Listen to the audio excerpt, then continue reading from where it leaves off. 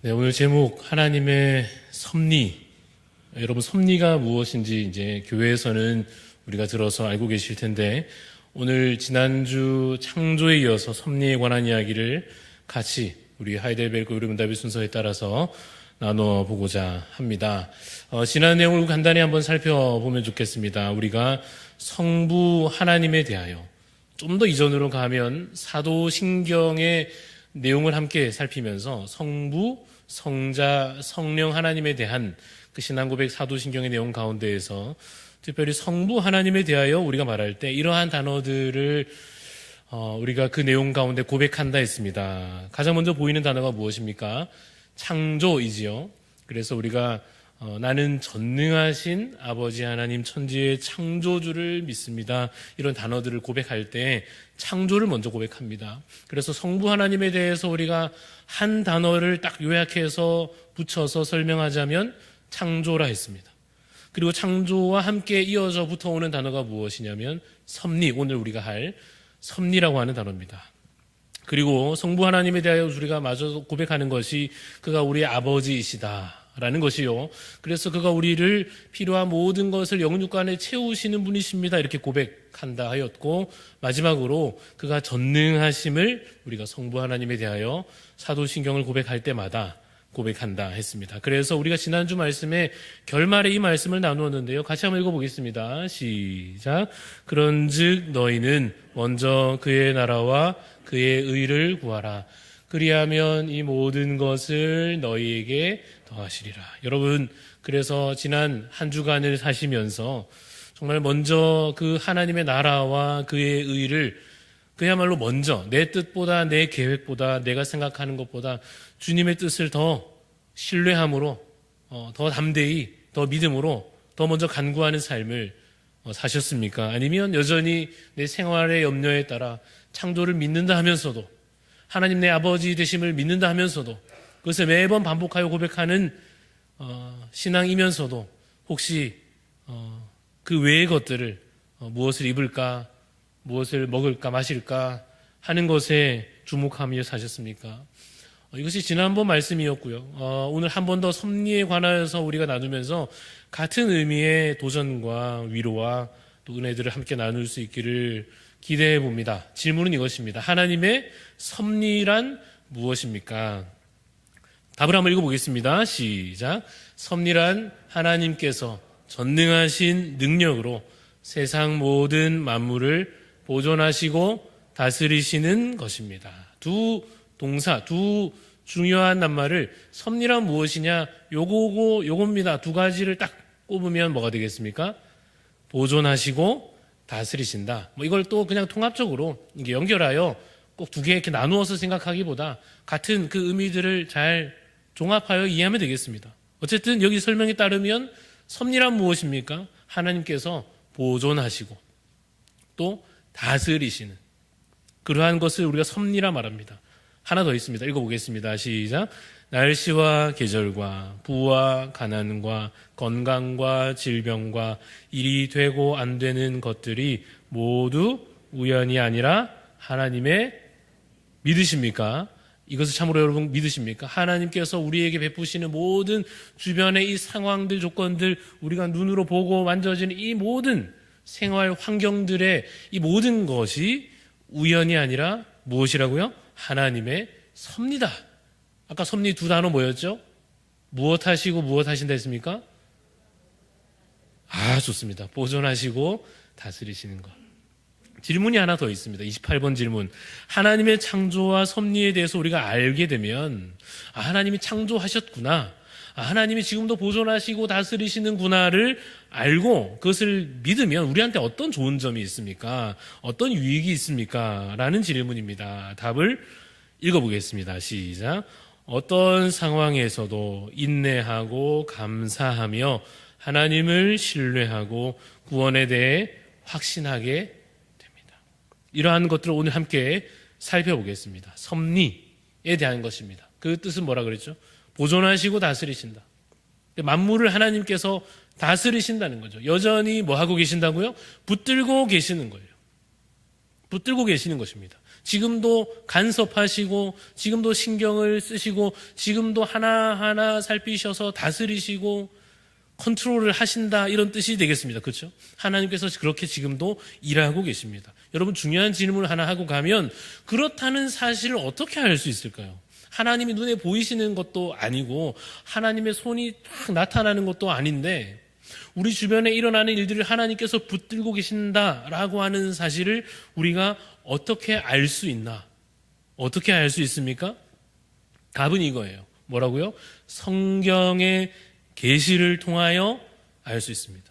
보아서 알 수 있는 것이 아니고 하나님께서 지금도 보존하시고 다스리십니다. 어떻게 알 수 있습니까? 보이잖아요 하면 좋겠는데 안 보인단 말이에요. 어느 책을 읽거나 심지어 학교에서 교과서에서 배워서 거기에 써 있으면 참 좋겠는데 그러면 누구나 그렇게 배울 텐데 그렇지 않잖아요. 다른 학문에서는 심지어 이것을 대부분 인정하지도 않는데 불구하고 우리가 그 사실을, 하나님의 섭리가 있다는 사실을 어떻게 알 수 있냐? 어떻게 알 수 있습니까? 성경의 계시를 통하여 알 수 있습니다. 창조도 마찬가지입니다. 창조가 진리임을 어떻게 알 수 있습니까? 우리가 화석을 연구하고 지층을 연구하고 이러이러한 연대를 계산해보고 또 이러이러한 이런 수많은 연구들을 할지라도 결국 창조가 진리임을 깨닫는 방법은 무엇입니까? 성경의 계시를 통하여 딱 펴니까 태초에 하나님이 천지를 창조하시니라 믿음으로 아멘하고 아는 것입니다. 섭리 마찬가지입니다. 하나님께서 지금도 살아계시고 붙들고 계신다. 어떻게 알 수 있다고요? 성경의 계시를 통하여 알고 있습니다. 이런 구절이죠. 시편 103편 19절 같이 읽어봅시다. 시작. 여호와께서 그의 보좌를 하늘에 세우시고 그의 왕권으로 만유를 다스리시도다. 지금도, 맞습니까? 지금도, 지금 현재도 하나님께서 그 하늘 보좌에서 그의 왕권으로, 그 권세로서 만유를, 모든 세상 하나하나를 뭐 하십니까? 다스리고 계신단 말이에요. 하나님이 왕이십니다. 그 권세를 가지셨습니다. 그렇다면 그 섭리, 하나님의 손이 다스리시는 그 섭리의 범위는 어디까지일까? 이게 참 궁금한 내용입니다. 그렇죠? 하나님께서 이런 것도 다스리실까? 야, 저 끝까지 다스리실까? 하나님의 손이, 어린아이처럼 표현하면 하나님의 손이 어디까지 닿을까? 우리 부모에게는, 부모님으로부터는 그 간섭으로부터 자녀들이 피할 수 있는 영역이 있지 않습니까? 내 방 문 닫고 딱 들어가면 이제 엄마가 뭐 하는지 안 들킬 수 있는 영역과 어떤 시간과 공간이 있을 수 있는데 하나님은 어떠실까? 하나님은 어떠실까? 안 봐도 답을 알 것 같지만 역시 성경에서 그 구체적인 답을 찾아보면 좋겠습니다. 이사야에 가면 참 이런 얘기 나옵니다. 제가 읽어보면 자기의 계획을 여호와께 깊이 숨기려 하는 자들이 있대요. 어떤 자들이라고요? 자기 계획이 있는데 이거 해야겠다, 이거 안 해야 되겠다 하는데 그걸 하나님께 안 들키려고 하는, 깊이 숨기려 하는 자들이 있는데 어떻게 된다고요? 화 있을진저. 그러니까 함부로 이런 거는 하는 게 아닙니다. 그렇죠? 하나님께서 그 모든 손으로 다 살피실 건데 그거를 안 들킬 수 있겠지? 이런 생각을 하는 어리석은 사람들이 있단 말이에요. 그들의 일을 어두운 데서 행하며, 그러니까 너무 밝은 데서 하면, 너무 드러난 데서 하면 하나님 보실까봐 저기 어디 구석에 숨어 들어가가지고 속으로 생각하기를, 수근수근 하기를 뭐라 한다고요? 누가 우리를 보랴? 누가 우리를 알랴? 하나님 이건 모르시겠지? 아십니까? 모르십니까? 여러분도 혹시 그런 생각을 여전히도 하십니까? 하나님께서 이 돈은 모르시겠지. 하나님께서 요 시간은, 하여튼 뭐 그런 생각도 안 하고 사는지 모르겠습니다만 하나님께서 불꽃 같은 눈으로 나를 보시는 건 알겠는데 그래도 요거는 들키지 않겠지라고 하는 무의식 중에 생각이 우리에게 있을지도 몰라요. 근데 이 어리석은 자들의 생각, 누가 우리를 보랴, 누가 우리를 알랴 하는 것에 대한 답이 시편의 94편에 이렇게 나옵니다. 읽어볼까요? 시작. 귀를 지으시니가 듣지 아니하시랴, 눈을 만드시니가 보지. 듣는다고요, 안 듣는다고요? 듣는다고요. 하나님께서 우리 귀를 만드셨고, 하여튼 하나님께서는 다 만드셨고 다 다스리시고, 그러니까 다 들리고 다 보인다는 뜻입니다. 그러니까 어리석은 것입니다. 누가 우리를 알랴, 누가 우리를 보랴. 예레미야서에서는 이렇게 말씀하십니다. 누가 자신을 은밀한 곳에 숨길 수 있겠느냐. 여러분 지금 우리가 무슨 얘기를 하고 있냐면 하나님의 섭리, 하나님의 손이 어디까지 닿느냐 요거예요. 그렇죠? 하나님께서 어디까지 간섭을 하시는가 이거예요. 누가 자신을 은밀한 곳에 숨길 수 있겠느냐. 여호와가 말하노라 나는 천지에 충만하지 아니하냐. 없는 데가 없으시다. 우리 뭡니까? 무소부재. 너무 어려운 말이어서 말은 기억나는데 무슨 뜻인지를 나중에 찾아보고야 알게 된 무소부재, 없는 곳이 없으시다 뭐 이런 뜻인데 하나님은 천지에 충만하시구나. 시편에는 이런 고백도 있습니다. 내가 하늘로 올라갈지라도 저 높이까지 올라가도 하나님은 거기 계세요 안 계세요? 계신단 말이에요. 스월은 뭐냐면 그 당시에 이 하늘과 반대되는 개념. 저 땅 밑까지 저기 지옥같이 말이에요. 저 땅 끝까지 막 내려가고 파고 들어가면 모르실까? 거기에도 계시나이다. 하나님의 섭리의 범위가, 하나님의 손이 어디까지 닿는가? 안 닿는 곳이 없더라 하는 것입니다.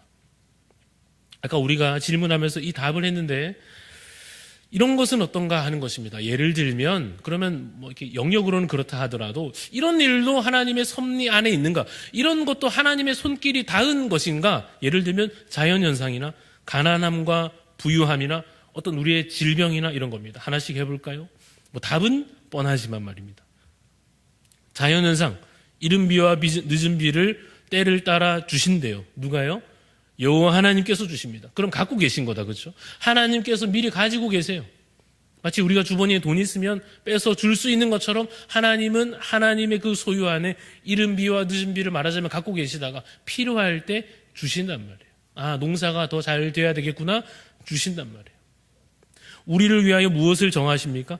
추수 기한을 정하신다. 이 말은 이 하여튼 계절이 변하고 곡식이 자라고 하는 것을 누군가가 손으로 탁 대가지고 조정하고 있더라는 것입니다. 믿음 없는 자들은, 신을 믿지 않고 하나님의 존재를 인정하지 않는 자들은 그냥 이런 것을 자연현상이라 할 것입니다. 그것이 기압이 어떻게 이제 된 것이고, 그게 이제 수증기가 어떻게 된 것이며, 이것이 계절의 변화에 따라 어떻게 되는 것이고, 그것이 사시사철 그것은 그냥 자연 현상에 불과한 것이지, 무슨 신이 있고, 무슨 신이 뭘 이렇게 주고 빼앗고 그런 게 어디 있느냐라고 무신론자들은 주장할지 모르나, 성경에서 우리에게 계시하시기를 뭐라고요? 이른 비와 늦은 비도 하나님께서 그 손으로 우리에게 때를 따라 주신다는 거예요. 그럼 뭡니까? 자연의 모든 현상들이 비 오고 말고 하는 것만 아니라, 지금은 날씨가 조금 흐린 것 같습니다. 그렇죠?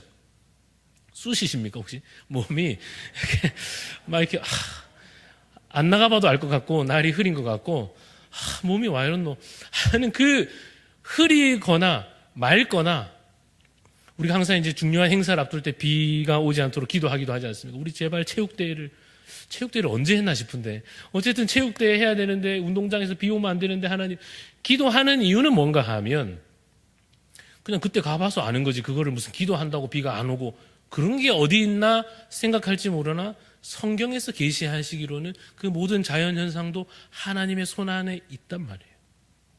아멘이십니까? 그러니까 농사가 잘 되고 하는 것들이 사실 그때는 더 사실은 많이 체감했겠죠.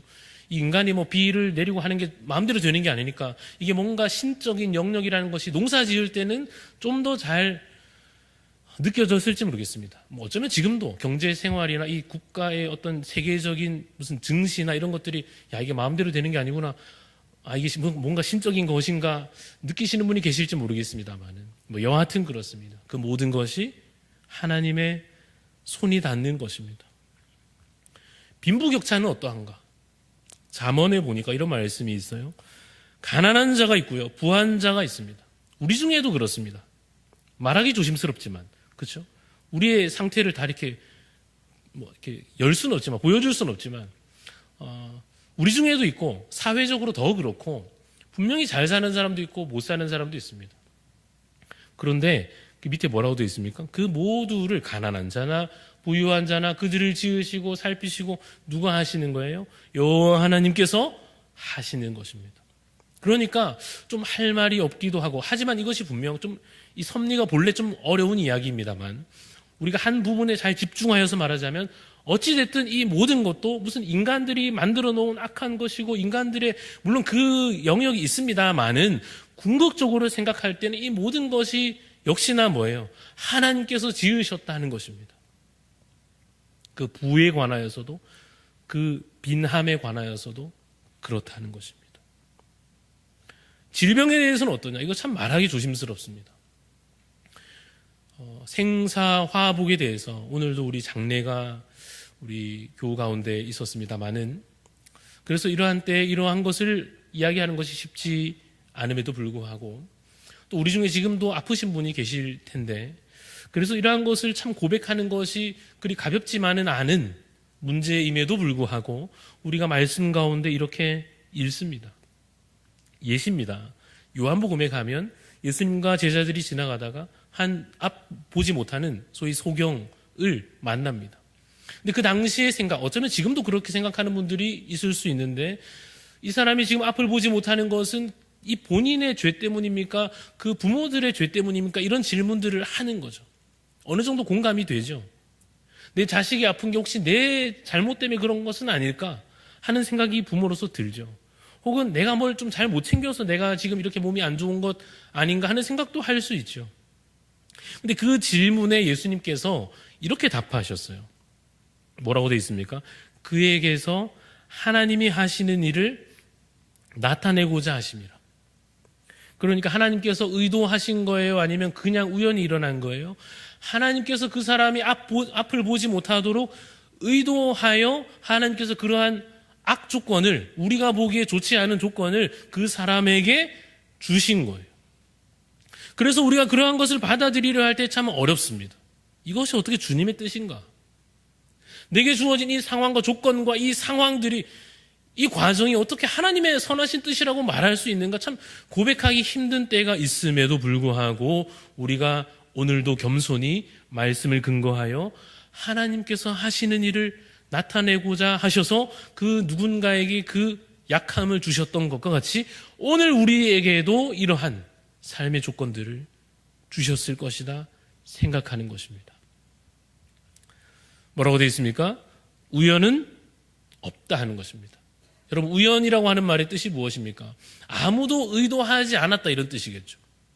그냥 아무 누구의 의도도 없이 그냥 일어난 일, 아무도 거기에 대해서 무슨 뜻을 품지 않은 일, 우연히 일어난 일은 없다는 거예요. 궁극적으로 말하자면 그렇습니다. 밑에 뭐라고 써 있죠? 모든 것에 하나님의 손길이 미친다 하는 것입니다. 잠언 16장 33절 같이 한번 읽어보겠습니다. 시작. 제비는 사람이 뽑으나 모든 일을 작정하기는 여호와께 해보셨는지 모르겠습니다. 이렇게 해가지고 제비를 한 개씩 뽑습니다. 내가 걸렸어요. 여기에 누군가의 의도가 있어요, 없어요? 우리가 보통 가위바위보를 하는 이유가 있습니다. 누가 먹을까 결정할 때, 누가 쓰레기 버릴까 결정할 때, 누가 이거를 갔다 올까 결정할 때, 하기 싫은 일을 할 때나 하여튼 뭔가 그런 거 결정할 때 가벼운 일일 때 우리가 가위바위보를 하는 이유는 우연에 맡기는 거죠. 어떤 의도가 들어가지 않도록 엄마가 야 네가 갔다 와라 이런 거 개입하지 못하도록 가위바위보를 하는 거 아니겠습니까? 제비 뽑는 게 우리가 보기에는 그런 방식인 것처럼 보여요. 그래서 아무도 의도하지 않았고 공정하다. 그렇게 되면 공정하겠네 라고 생각하는 방식처럼 보이겠으나 구약시대에 하나님께서 심지어 신약시대에 와서도 이 방법을 하나님의 선하신 뜻을 이루는 일에 사용하기도 하신다 하는 겁니다. 예를 들면 여러분 한번 성경 곳곳에 있는데 한번 생각해 보시겠습니까? 떠올려 보시겠습니까? 이 제비 뽑기에서 사람을 이렇게 딱 뽑았던 확인했던 이야기가 많이 있는데 물론 지금 답하시기는 좀 어렵겠습니다만 예를 들면 요나 같은 경우에 배가 막 뒤집히려고 하고 그래서 그 자리에서 뭐 하죠? 제비를 뽑습니다. 누가 대체 범인이냐? 누구 때문에 지금 배가 이렇게 지금 뒤집히려고 풍랑을 만났느냐? 누가 뽑힙니까? 요나가 딱 뽑히는 거예요. 누가 개입하신 거예요? 하나님께서 그 제비 뽑기에 하나님의 선하신 뜻이 드러나게 작정해 놓으신 거예요. 또 누구 있습니까? 예수님의 제자를 뽑을 때에도 한 명 이제 아웃됐기 때문에 한 명을 새로 들여야 되는데 그 사람 누구 할까 할 때 마지막 최종 제비 뽑기를 해서 마띠아가 뽑히고 이런 내용들이 나오죠. 아간을 누가 대체 이 죄의 이 모든 이 심판의 이 원인이냐, 근원이냐, 누가 잘못했냐 해가지고 찾아 들어가서 아간이 범죄하였음을 밝혀내고, 야, 그러면 안 되는 거 아닌가? 그럼 우연히 잘못 다른 사람, 죄 없는 사람 뽑히면 어떡하려고 그러나 하는 우리 인간적인 염려에도 불구하고 하나님께서 죄 있는 사람이 뽑으나 모든 일을 이끌어 가시는 분 하나님이시다라고 분명하게 말씀하고 계십니다. 우연이 없다는 것이에요.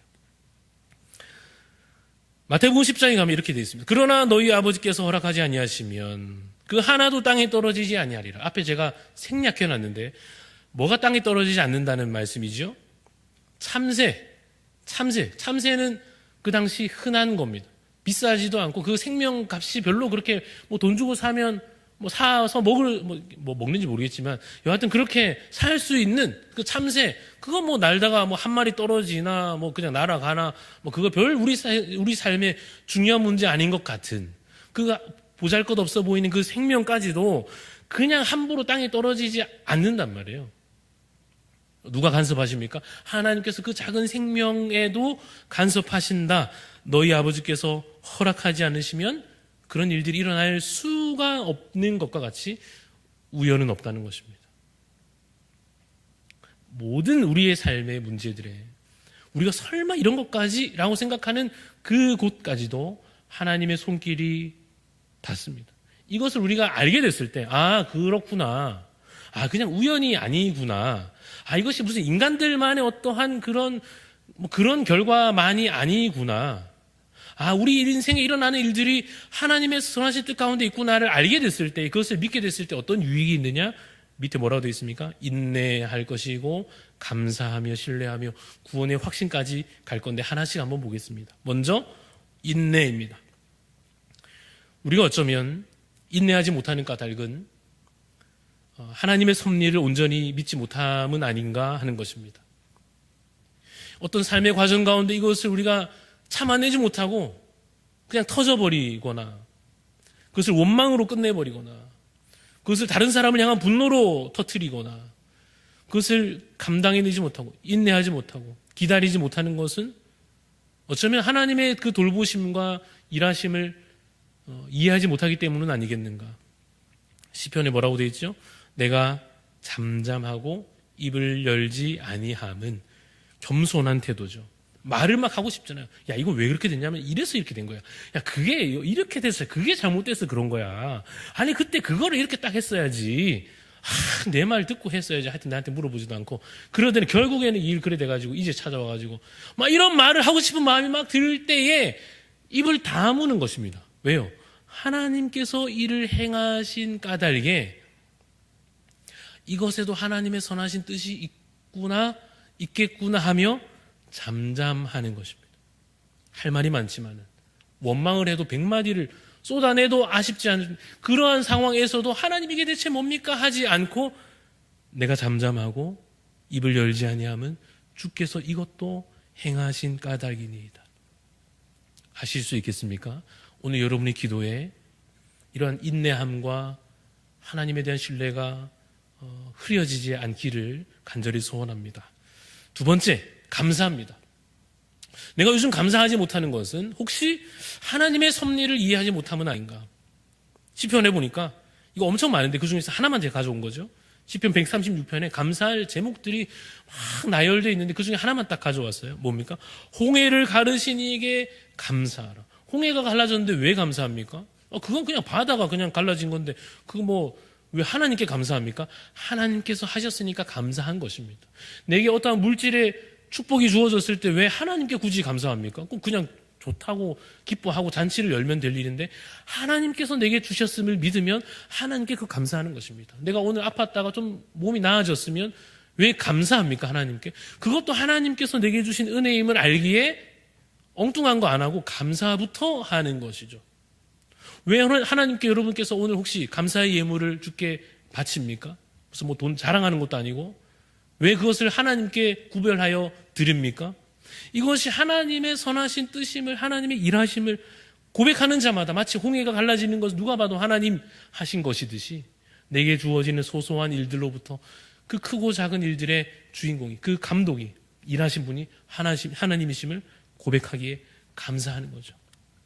그 다음 뭐죠? 신뢰하는 것입니다. 갈렙이 담대한 목소리로 말합니다.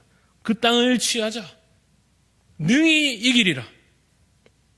말 끝나자마자 뒤에서는 욕이 나오고 난리가 나는 거예요. 뒤에서는 안 된다. 여호수아 갈렙 물러가라. 저 거짓말쟁이들 가두면 다 죽는다. 온 백성이 거기에 다 여론이 거기에 다 휩쓸려가는 와중에도 하나님의 섭리와 하나님의 다스리심과 이것도 주께서 하시는 일이다라는 믿음 안에 신뢰 안에 있을 때 여호수아 갈렙은 이렇게 고백하는 것입니다. 그 땅을 취하자. 능히 이기리라. 아멘이십니까? 여러분의 삶에도 하나님의 섭리를 믿으신다면 하나님에 대한 신뢰를 온전히 가지실 수 있을 것입니다. 하나 더, 구원의 확신까지. 우리 일상에 일어나는 일들에 대한 어떤 인내와 감사와 그러한 일들에 대한 신뢰를 넘어서 이제 내 영혼의 문제, 우리 영원한 삶에 관한 문제에까지 이 하나님의 섭리를, 하나님의 다스리심을 적용할 수 있습니다. 로마서 8장에 있는 말씀 우리 같이 읽어봅시다. 시작. 내가 확신하노니 사망이나 생명이나 천사들이나 권세자들이나 현재일이나 장래일이나 능력이나 높음이나 깊음이나 다른 어떤 피조물이라도 우리를 우리 주 그리스도 예수 안에 있는 하나님의 사랑에서 끊을 수 없으리라. 연결시키면 사도 바울이 내가 확신하노니, 나는 내 구원의 문제에 있어서 확신하노니, 나는 내가 하나님 품 안에 붙들려 있을 것에 대해서 확신하노니, 내가 하나님의 자녀 된 것에 대하여 앞으로도 이것이 결코 빼앗기지 않을 은혜임을 내가 확신하노니. 무슨 이 찬양에 있는 거 아시죠? 죽음도 생명도 천사도 하늘의 어떤 권세도 그 무엇도 이길 수 없는, 그러니까 하여튼 세상에 있는 무슨 높음이나 깊음이나 뭔들 될지라도 다른 어떤 피조물이라도 뭐 할 수 없습니까? 우리를 그 구원에서 끊을 수 없으리라. 제가 저번에 한번 들려드린다 해놓고 제 간증 이야기를 오늘 할 건 아닌데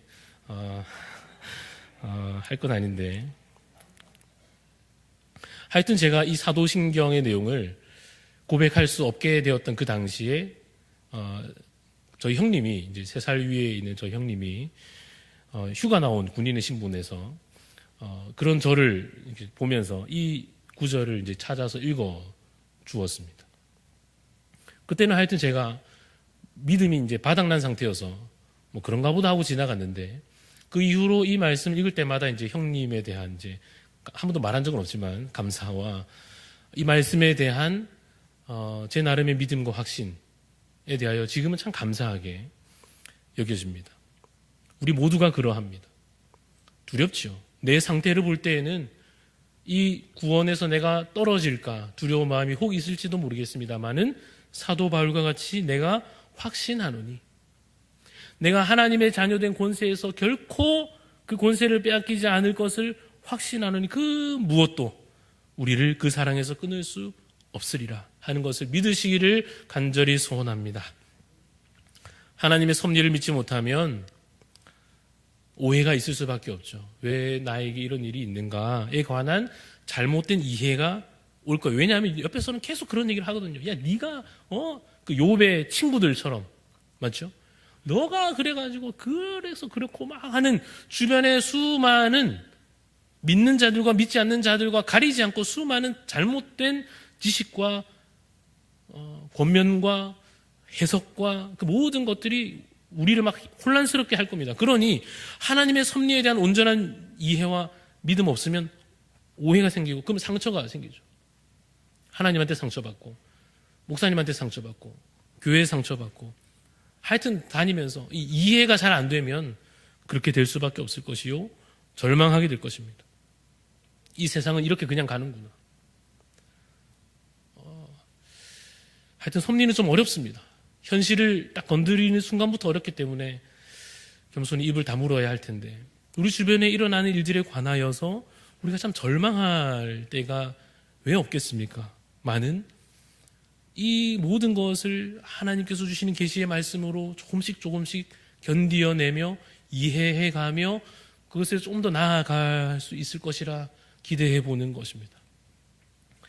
교만하지 않겠죠. 섭리를 이해하면 하나님께서 하신 일인데 홍해가 갈라졌는데 모세가 한 게 뭐가 있습니까? 하나님께서 하신 거죠. 두렵지도 않을 것입니다. 왜냐하면 하나님께서 우리를 그 섭리로서 붙들어 주실 것을 믿기 때문에 그렇습니다. 마지막 페이지 같이 읽어봅시다. 시작. 하나님을 바르게 아는 지혜로서 세상 만사를 바르게 해석하고 내 삶을 감사로 채우며 믿음으로 구원에 이르기를 소원합니다. 그렇습니다. 하나님을 바르게 하는 지혜로서 이 하이델베르크 요리 문답 우리가 하나하나 해가고 있고 사도신경의 고백들 우리가 이미 고백하는 것들 그 의미들을 깊이 하나하나 다시 되새기면서 특별히 창조와 섭리에 관한 이해로서 이 세상 만사를 바르게 좀 해석하고 내 삶을 그래서 이제는 감사로 채우며 믿음으로 구원에 온전히 이르기를 간절히 소원합니다.